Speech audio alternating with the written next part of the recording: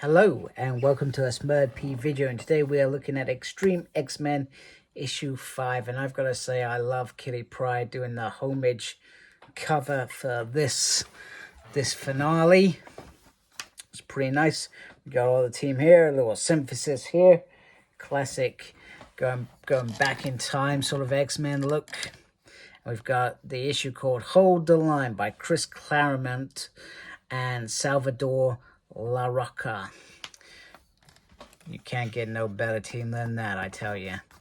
So the issue begins with literally Bishop Shade and the detective trying to hold the line from Purity, who are going from them. Kitty Pryde is starting to get her stride, etc. And the twins are leading Storm to where their friends went missing, to the center of the storm.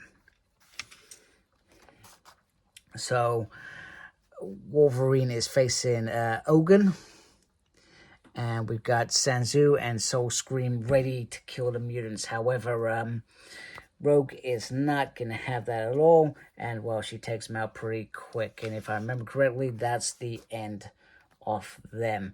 Now, the other thing about Wolverine, he's adamantium weight is pretty much slowing him down. He is struggling because he is human. I love the fact that this is all cleared up in this issue. I was a bit not confused. It just didn't seem to. I was unsure who had mutant powers, who didn't have mutant powers in the last issue. It wasn't always as clear cut. But basically, the machine Scrap is using the mutant powers to generate certain things, such as the snowstorm that you are seeing on these pages.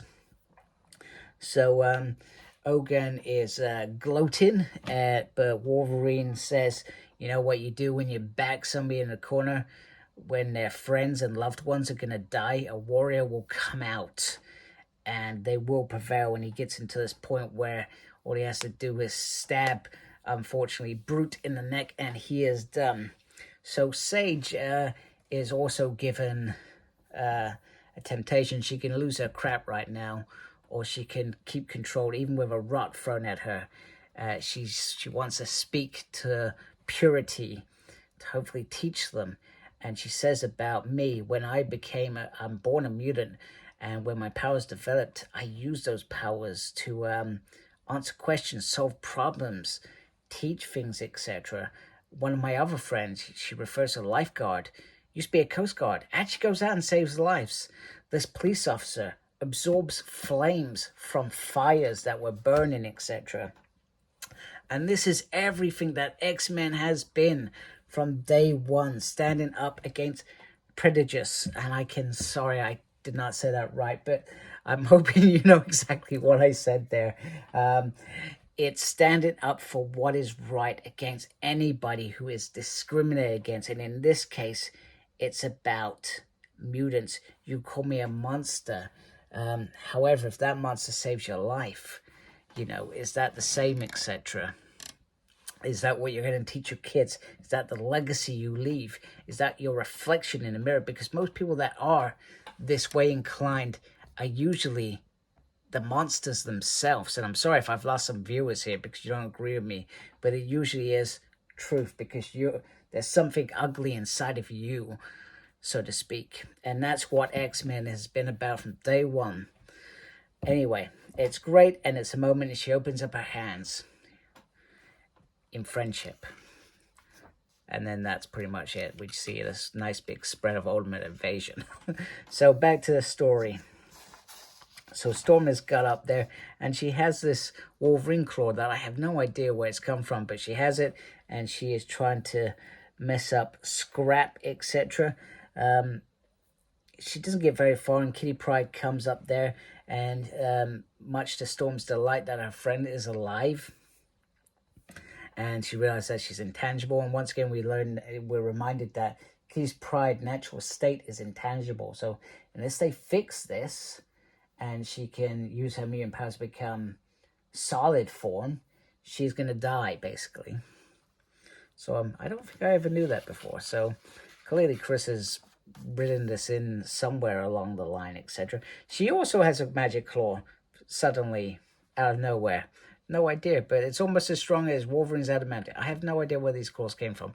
I remember in the first issue, in the Dream World, Kitty Pryde used these claws, but I didn't know I can't remember where they came from, etc. Anyway, Scrap is the last survivor from that miniseries Mechanist back during the original X-Treme X-men run, which was pretty much 6 issues of Kitty Pryde in university doing a whole solo run. I'm pretty sure Chris could have found a way to write a whole series on that, let alone 6 issues. So he's brought back this surviving Sentinel, etc.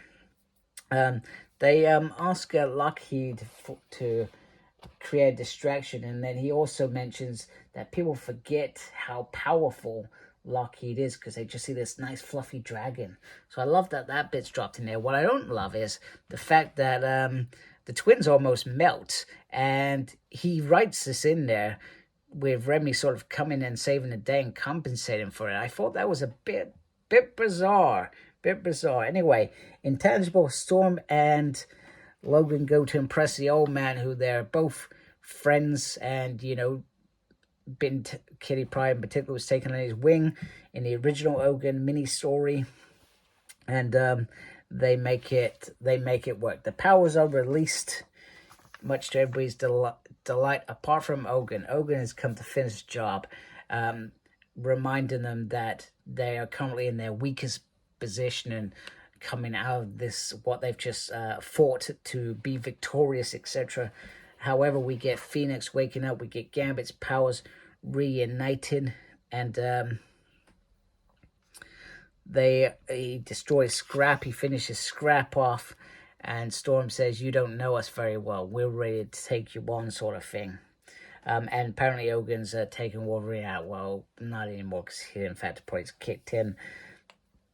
And Kitty Pryde says, "Ogun will always be here. However, ye of little faith," says the Phoenix, rising up to make up for the indignity that Ogun had put on her by going into her memories, etc.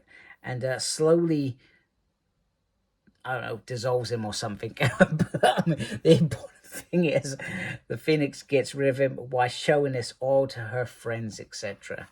And it's amazing. I love this piece. I feel like this could have just been a double page, but then I'm not sure where Salvador would have fitted on all these extra pieces, etc.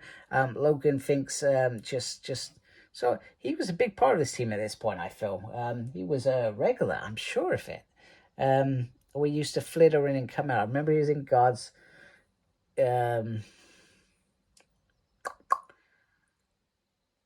what's it called? God's man. I've forgotten the words. Anyway, I'm sure he was a regular at this point. However, he reminisces that, you know, that Storm's formed a brilliant team. Rachel's doing this, Bishop's coordinating that, you know, Pryde's doing this, and so forth, just like Charlie dreamed of it with the original X teams. This is what it's all about. So we get this final bit in Harry's bar about friend Sage almost saying that she lost it, and Aurora and Kitty Pryde having a moment, although it's translated from Swahili. I'm not sure if I pronounced that correctly. Gambit apparently knows that, so there's no secrets there. But it's a beautiful moment. There's also a moment between Kitty and Rachel about Rachel feeling that, bear in mind, she's sort of been an X-Man Excalibur at this point, sort of saying that she got almost taken over a little bit too easy. And I thought it just felt a little bit weird. And then Kitty Pryde talks about when she was an adolescent, she almost fought Magneto and almost died in that first sort of battle. I thought it was a bit... this is a different time compared to that. You know, it was just Rachel got caught out. You know, it happens. I just felt like that wasn't needed, if that makes sense. And then Rogue calling Wolverine old man, and him River Rat, and you can call me old man every now and then. Meanwhile, now the thing that hasn't been answered in this story, which gives me hope that there's second two, is what happened to the twins' friends.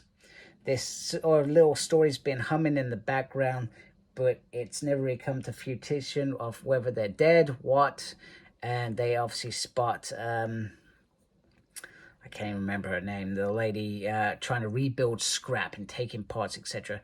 And they want paid back. And that's how it ends, with a question mark, which means that Chris and Salvador will hopefully be back to give us another run. I do worry, you know, that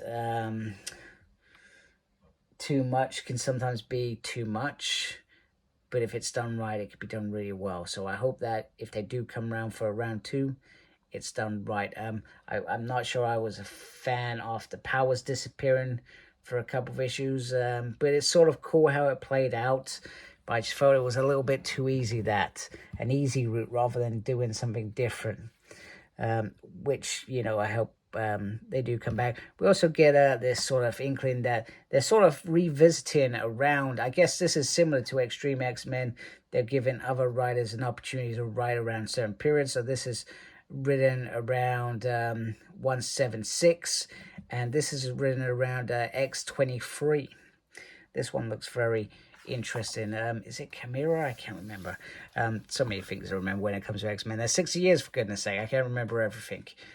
So yeah, so it was a great run. I really enjoyed this run, and if it happens again, you know, I could easily just take a solid X-Treme run right now and be quite content with reading that. So here's hoping that we get another round at some point, maybe in a year's time. So I hope you like my video. If you do like it, please support me by subscribing. I really appreciate it. Thank you to everybody that is subscribed. Without you folks, I don't have a channel. Make sure you look after yourself, very important these days. And as always, embrace geekiness. Take care. Goodbye.